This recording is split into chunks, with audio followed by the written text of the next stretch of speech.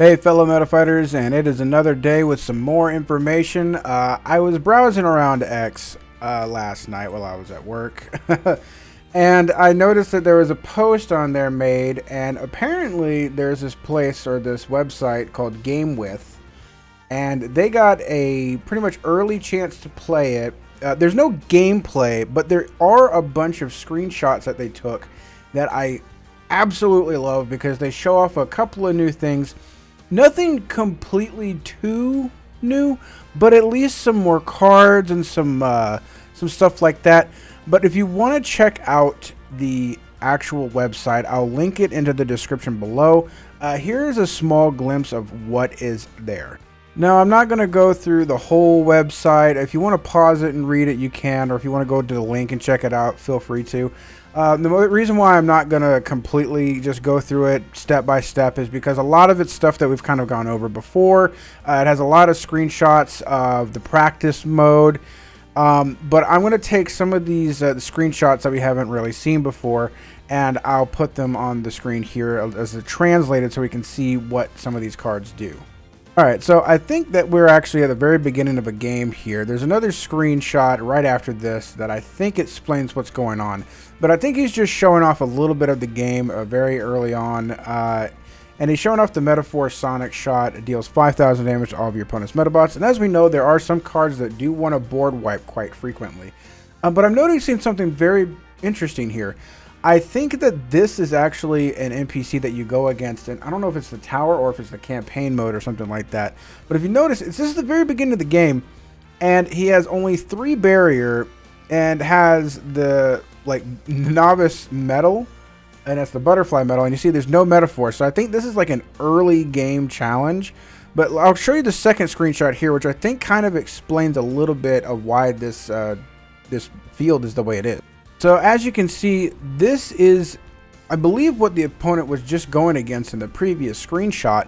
This is Manabu. This is one of the people in that that they showed off, one of the characters. And if you look, the leader is Frapp.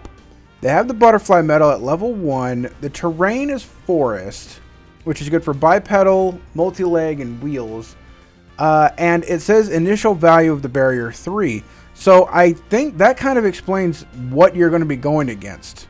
So that barrier value, so they'll only have 3 barrier you have to deal with. Their leader is going to be Frapp. They're going to be fighting type. Their feet's going to be treads or tank. And they have a level 1 medal. So this is like probably a very early on section of the game. This is definitely a developer's copy because they have like max like currency in both of those, like the crystal shards and the coins. So this is some very good information, kind of like an early look at what that, like, not campaign mode, I think it's challenge mode or something like that. That's the other thing other than the tower. Now we move on to what I do like to really see, and this is a little bit more of the deck building. We get to see what happens when you try to swap out the parts for your leader. As you can see, he is trying to change out, or it looks like he's trying to change out one of his right arms on the leader over there. On the right Hawk Dakar, and from what I can tell, it says own card only. So do you also have to open cards for the leader parts? I don't know, but still, it's really nice to see this. We also get to tell that the arm that they're selecting and looking at, it belongs to Iron Horse. So Iron Horse is also in here, and it is an Installation 6 energy. It says brand, but I'm pretty sure it means plant. So it's an energy plant. So, some really cool stuff here. We get to see I can see the arms right there in the middle. It looks like Shoot Spider is also a leader. Looks like Red Matador up there, Armored Chariot. Couple of different things here. I don't know everybody's arms, so I can't tell. But love to see it. Love to see some more deck building stuff. And here we have another screenshot. This must be in another match further on. I think he's still using the same deck, but we get to see what looks like the Arc Beetle tactical card. We get to see a couple of totalizers there in the middle. Some basic stuff here. It's really cool to look, and there's Sailor Mate right there too.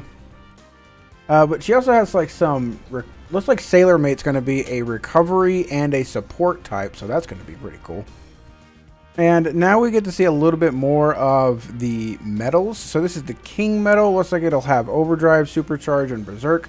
We've already seen Overdrive and Berserk before, but Supercharge is, I think it's a new one. The cost of the next ability action to be activated becomes 0. And you can see what happens, I think, when you're selecting the metal for the deck. You get to choose, obviously, the 2 of the 3. But still good to see. Exactly what to do or how that works. And now we do get to see a little bit more deck making or deck building. It seems like this player was trying to go for more of a defensive deck. They also have a lot of tactical cards. Looks like they have 3, 4, 5, 6, 7, 8, like 9 tactical cards, a bunch of defensive stuff, and then at least 5 meta fighters. We get to see a support card that they shown off in the last stream. We get to see a couple of more Metabots in there. Really cool to see. Wish I knew all their names. God, I wish I did.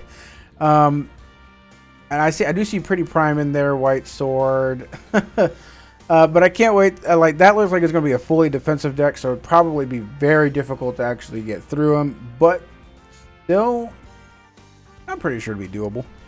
Now, moving on to the last slide, I love this one. We get to look at some of the sleeves. These look fantastic. I especially love the one in the second row, the first of the second row with the Rokusho and Metabee and the MR right there. It looks great. So we actually get to see how we get these. You unlock them by doing a whole bunch of stuff. Like the one that they're selecting right now, I think is in the 3rd column, 2nd row.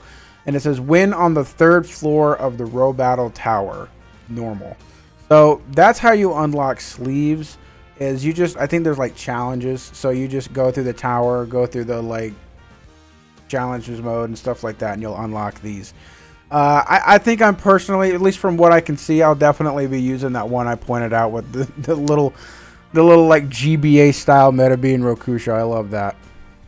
So before I end the video, I at least want to give the summary of what this reviewer has to say. It says, in summary, not a Metabot style card game, but rather Metabots as a card game. Metabot Card Row Battle RB is a game that directly translates the Metabots concept of unit construction and parts into a card game battle where players try to outwit each other. During the draw phase, you organize your hand. During the standby phase, you check the board state and resources. And during the action phase, you create a path to victory. In that process, you'll constantly be thinking about whether to block with your arms, withstand with the barrier, land a cross attack, how to handle the cooling effect, or use other actions. There might be moments when the sheer number of elements can be overwhelming, but that's the beauty of digital card games. Players can simply focus on thinking. Once you experience the thrill of finding the right answer, you'll find yourself endlessly immersed in deck building and battling. And that's what I love to hear.